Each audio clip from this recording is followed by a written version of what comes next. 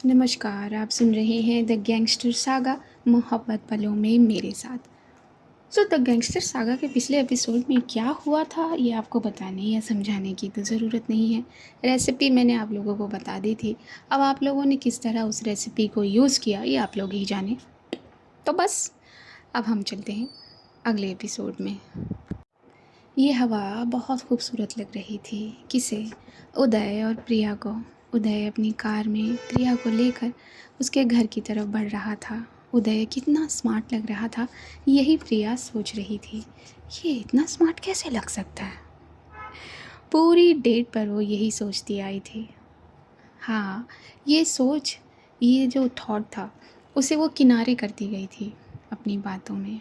जब उदय उसके लिए चेयर खींचता, उदय जब उसके लिए खाना लेकर आता, उदय को जब ये कहती कि मुझे ये आइसक्रीम नहीं वो आइसक्रीम पसंद है, तो उदय उसकी पसंद के अनुसार उसे आइसक्रीम ला कर देता। ये सब ये जी चुके थे। धीरे धीरे उदय गाड़ी को आगे कर रहा था और कभी प्रिया उसे देखती तो कभी अपनी नज़रें वो खिड़की के बाहर कर देती। उदय सामने वाले मिरर में खूबसूरत प्रिया के चेहरे को निहारता हुआ गाड़ी को हल्की स्पीड में आगे बढ़ाता चला जा रहा था। प्रिया, धीरे से उदय बोल ही पड़ा था। तुम्हें खाना अच्छा लगा? हाँ, खाना अच्छा था। और आइसक्रीम ठीक ठाक थी, उतनी अच्छी नहीं। और जगह? जगह अच्छी थी। और तुम भी बहुत अच्छे। इतना कहकर प्रिया रुक गई थी। आखिरकार उदय को ये ट्रिक सिखाई किसने थी? आमाल से ही सीखी थी क्या? क्या क्या पूछा तुमने? कुछ नहीं, जो मैंने पूछा वो तुमने बता दिया। मैंने कुछ नहीं बताया। अपनी आंखें बड़ी करके प्रिया का रुख उदय की तरफ हो गया और उदय ने धीरे से प्रिया का दाहिना हाथ अपने बाहिने हथेली में भर लिया। प्रिया ने कोई विरोध नहीं किया और बस अपने हाथ को जैसे छोड़ दिया था उदय के हाथ में। तुम मुझे पसंद तो करती हो ना? अगर पसंद नहीं करती होती तो क्या तुम इतनी जुर्रत कर सकते कि मेरा हाथ पकड़ सको? बिल्कुल नहीं। तो फिर ये सवाल क्यों? बस ये दिल कंफर्म करना चाहता था कि मेरी प्रिया मुझे पसंद करती है नहीं। मेरी अपनी भवें मुचकाई थी प्रिया ने ये पूछकर। हाँ, अब पसंद करती हो तो मेरी हो गई हो ना? वाह, तुम्हें ये सारी बातें सिखाई किसने? मुझे किसी ने कुछ नहीं सिखाया, मैंने खुद बोला ये सब। अच्छा, और ये ड्रेसिंग सेंस किससे पूछा? और मेरे लिए जो फूल लाए थे वो, और मेरे लिए वो जो गिफ्ट लाए थे वो? आई एम श्योर ये उदय मिस्टर का तो वो काम नहीं हो सकता। हाँ, वो मैंने रू बच्चा से थोड़ी हेल्प ली थी। रू के पास दिमाग है, वही मैं सोचूं। क्या मतलब रू के पास दिमाग है? मेरे पास भी है। तुम्हें मालूम नहीं है मैं कितने कितने लोगों को हैंडल कर लेता हूँ? उदय की बात पर हंसती थी प्रिया। पागल हो तुम, लेकिन बहुत भोले। शायद इसलिए मेरे दिल को तुम पसंद हो प्रिया।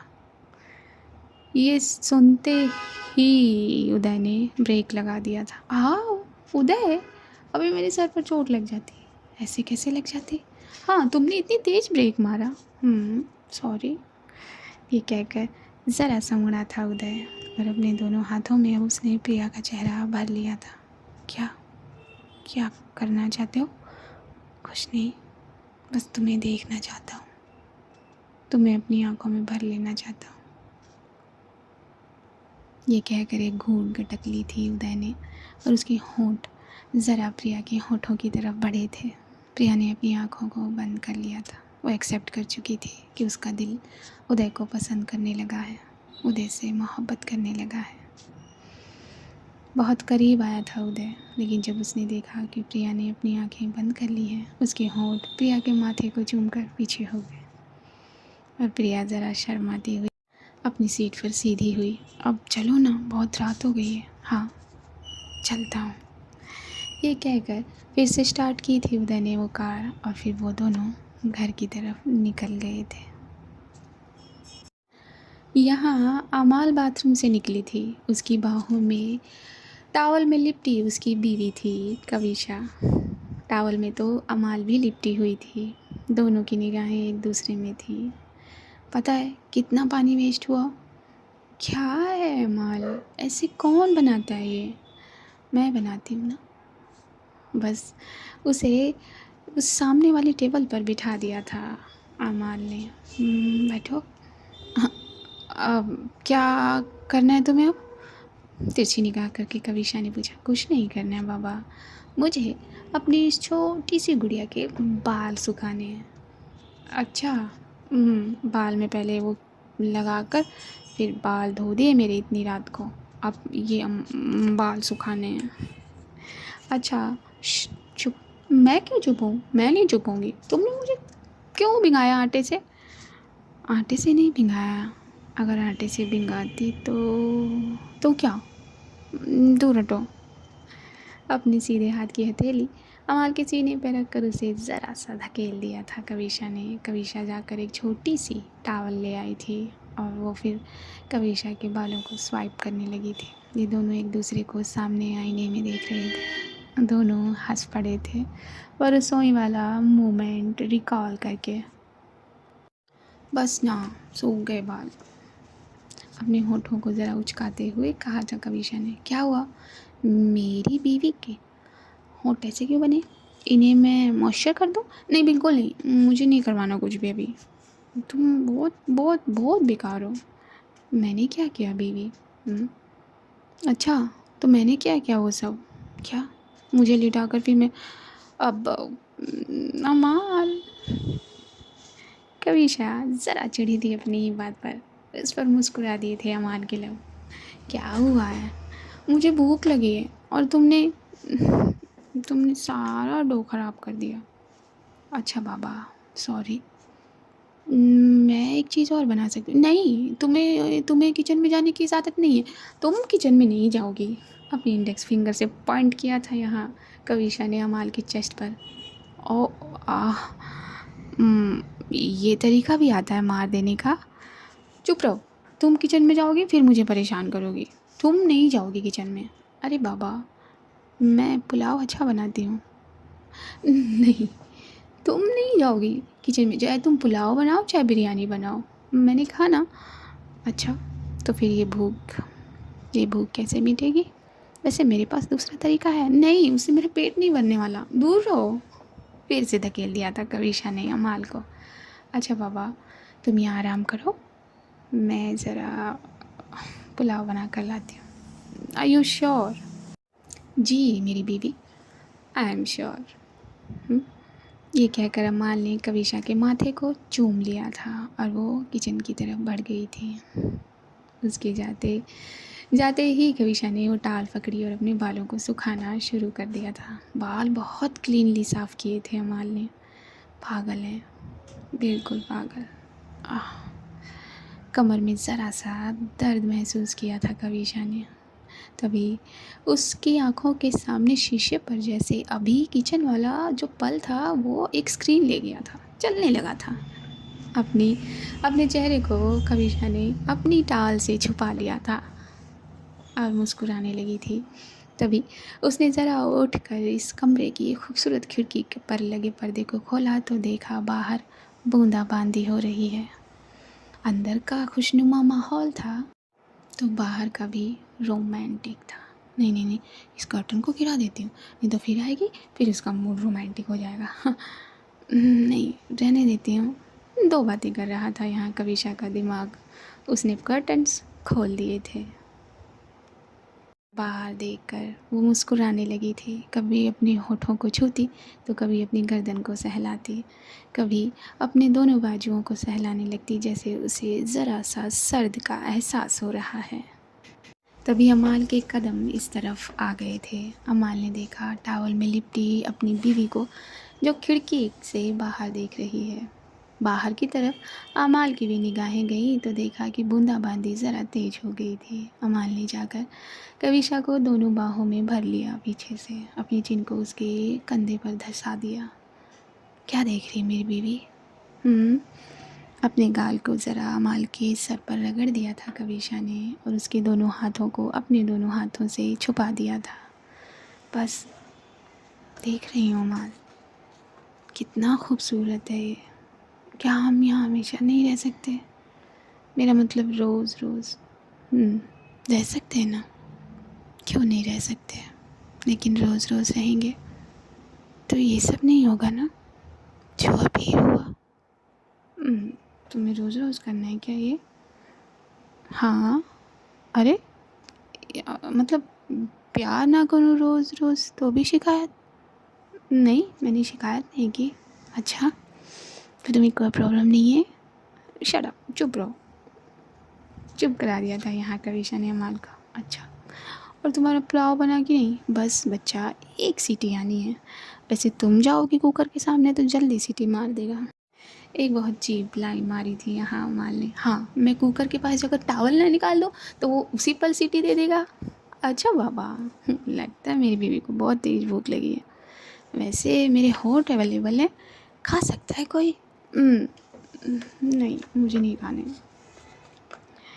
अब शिकायत कर रही थी कविशा अमाल से ही, लेकिन उसकी बाहों में ही थी। उसकी बाहों में ही अपनी नोज़ रगड़ दे रही थी तो कभी चिन रगड़ दे रही थी, लेकिन शिकायत कर रही थी। इतने में कुकर बहुत तेज़ सीटी लेता है जो इनके कानों में अच्छा खासा पड़ जाता है। लो, कुकर को भी पता चल गया कि अगर सीटी नहीं देगा तो उसकी तो मतलब उसकी हालत तो बुरी होने वाली है, जैसे मेरी रहती है। क्या कहा तुमने? कुछ नहीं कहा। मैं अपनी बीवी के लिए वेज पुलाव लेकर आती हूँ। मेरी बीवी यहाँ इंतज़ार करेगी। उसकी नोज़ को खींच कर अमाल बाहर चली गई थी। जाकर उसने कुछ कटिंग किया था, कटिंग करके प्लेट में सजा लिया था और एक ही प्लेट में पुलाव निकाल कर वो बेडरूम की तरफ आ गई थी। देखा था तो कविशा ऐसे ही टॉवल में बैठी हुई है। बीवी, आपका खाना तैयार है। टेबल पर रख के दोनों प्लेट्स कविशा को लेने आई थी अमाल। हाथ पकड़कर उसे ले गई थी। टेबल के ठीक सामने सोफ़ा था। सोफ़े पर दोनों बैठे थे। पहले अमाल बैठी थी, फिर अपनी गोद में उसने कविशा को बिठा लिया था। कविशा की निगाह दोनों प्लेट्स पर गई। वाह, ये तो बहुत मोहक दिख रहा है। टेस्टी भी तो है ना? बहुत टेस्टी है, लेकिन मेरी बीवी से कम। अब अमाल की गोद में कविशा बैठी हुई थी तो कविशा का जो चेस्ट था वो अमाल की चिन से धंसा हुआ था और उसकी नज़र वहीं टॉवल के ऊपर से झांक रही थी। क्या कर रहे हो? कुछ नहीं, वो तो बस मैं देख रही थी वो दोनों ठीक हैं कि नहीं। घूरा था यहाँ अमाल को कविशा ने। तुम्हें तुम्हें मैं जान से मार दूँगी। अपने दोनों हाथ को अमाल के गले में लगा दिया था। सब कुछ तो तुम्हारा है, कुछ भी करो। ये कहकर अमाल ने अपनी चिन को ऊपर उठा लिया था। तो भूख लगी है मेरे बच्चे को? हाँ बहुत, जल्दी खिलाओ ना। और तो मुझे खिलाना है? हाँ तो गोद में क्यों बिठाया? अच्छा बाबा, अच्छा, बहुत भूख लगी है। बस अब चम्मच से उन पुलाव के चावल को उठाया था। पहले अमाल ने उसे अपनी फूंक मारकर ठंडा किया था, फिर अपनी गोद में बैठी कविशा को खिला दिया था। कविशा ने ज़रा जॉ लाइन हिलानी शुरू की थी। Wow, it's so tasty. मैंने कहा था ना, मुझ जैसा कोई नहीं बना सकता। सच कहा, कोई नहीं बना सकता। कविशा को शायद वो रेसिपी याद आ गई और अमाल को भी। दोनों मुस्कुरा दिए थे। अब वो जो सैलेड था उसमें से भी एक चीज़ निकाल कर खिलाई थी कविशा को अमाल ने। एक छोटे बच्चे की तरह अमाल अपनी कविशा को खाना खिला रही थी, खुद भी खा रही थी। सच में बहुत भूख लगी थी कविशा को, क्योंकि प्लेट्स के जो पुलाव थे वो ख़त्म हो गए थे। और लेके आना है? तो उठो बच्चा। कविशा ने गर्दन को नाम में हिला दिया। क्या मतलब हूँ मैं तुम्हें गोद में उठा कर लेके जाऊँ? हाँ, तुम्हें लेके जाना होगा। अरे बच्चा, लेकिन मैं प्लेट कैसे लेकर आऊँगी? वो मैं लेकर आऊँगी ना। हाँ, ये तरीका भी अच्छा है, चलते हैं। प्लेट उठाकर अमाल ने कविशा को पकड़ा दी थी और फिर अपनी दोनों बाहों में प्लेट की तरह ही कविशा को उठा लिया था और फिर वो रसोई की तरफ बढ़ गई थी। रसोई की सेल्फ पर फिर से बिठाया था कविशा को अमाल ने। और ये गंदा, तो देखा कविशा की नज़रें सेल्फ पर गई। उसके शब्द रुक गए क्योंकि वो सेल्फ पूरा साफ़ कर दिया था अमाल ने। वाह, इम्प्रेसिव। मेरी अमाल यानी कि मेरी गुंडी तो बहुत बहुत अच्छा किचन का काम कर लेती है। क्योंकि इस गुंडी ने बहुत सारा काम किया हुआ।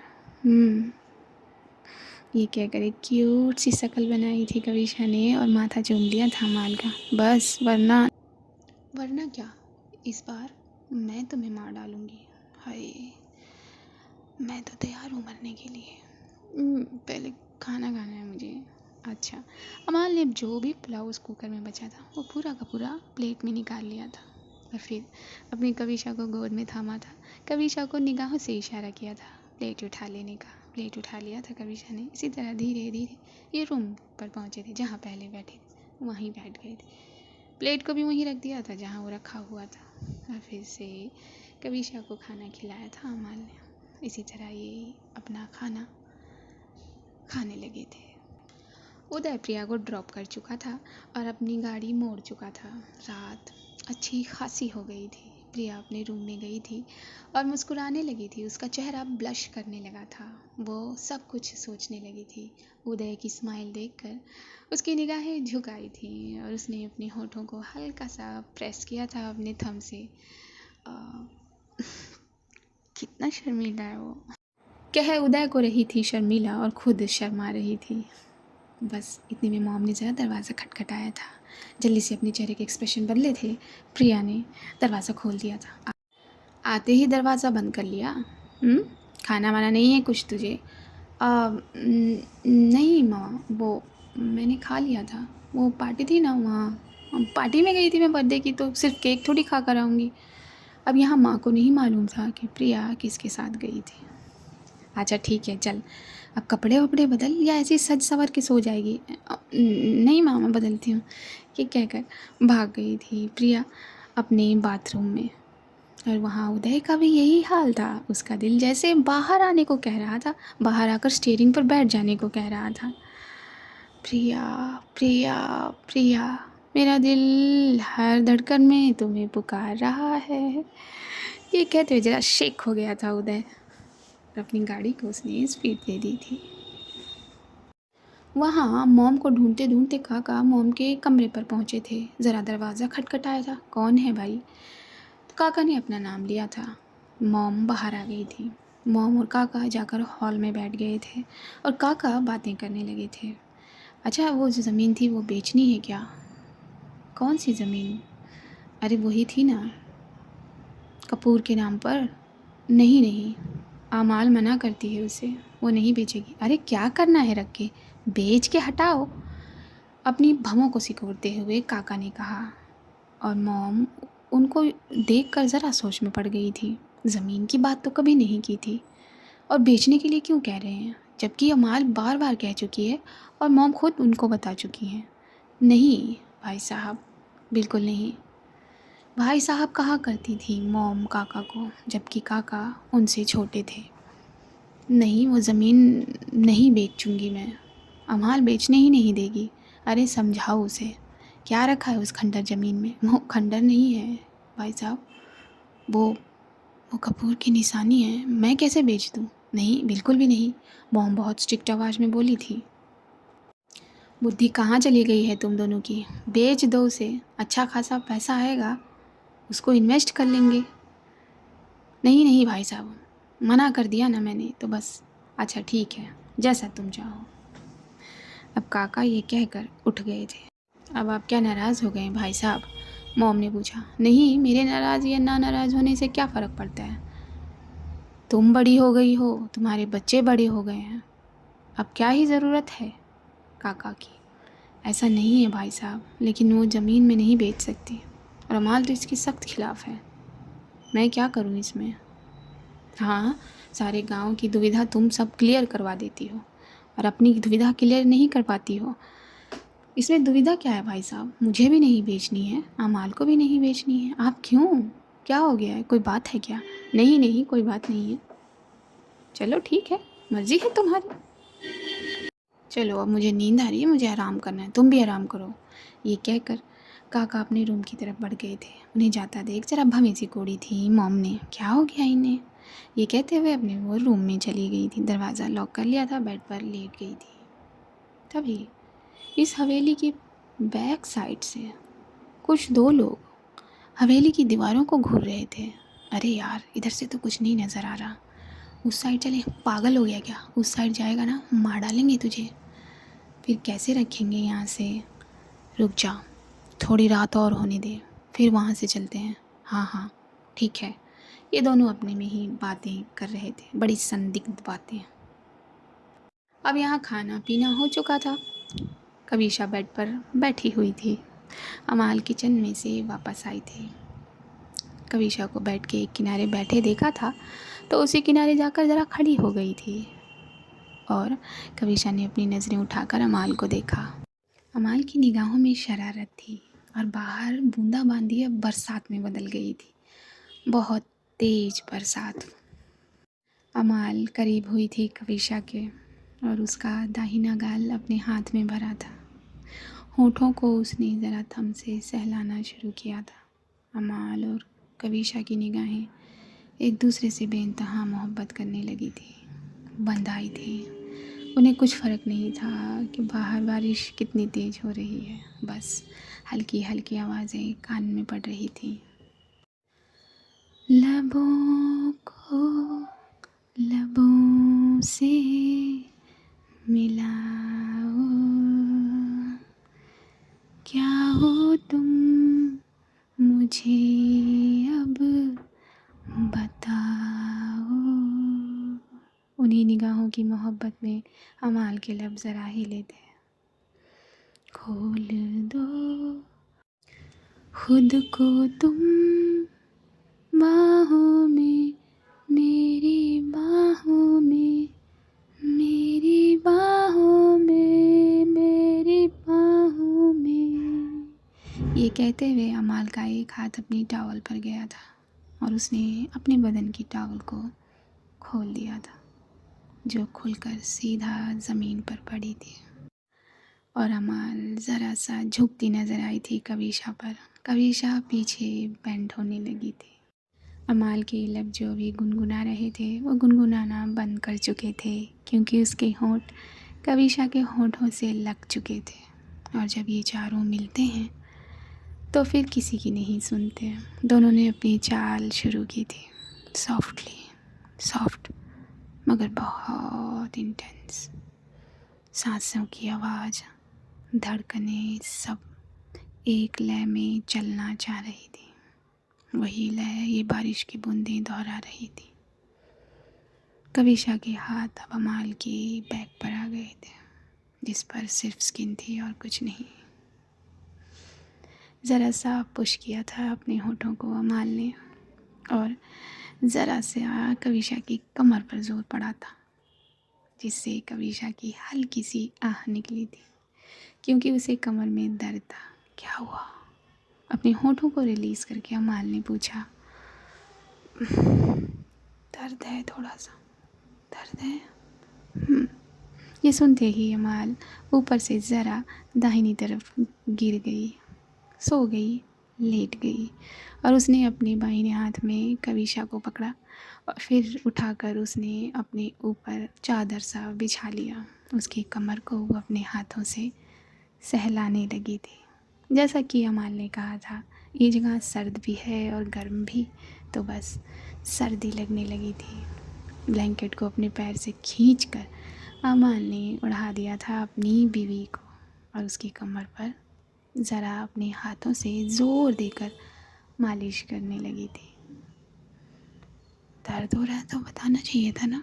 ज़्यादा दर्द है क्या? बस हल्का सा। ये कहकर कविशा ने अपने सर को, अपने चेहरे को अमाल की गर्दन पर रख दिया, आंखें बंद कर ली। तो आज का एपिसोड यहीं हम भी बंद करते हैं।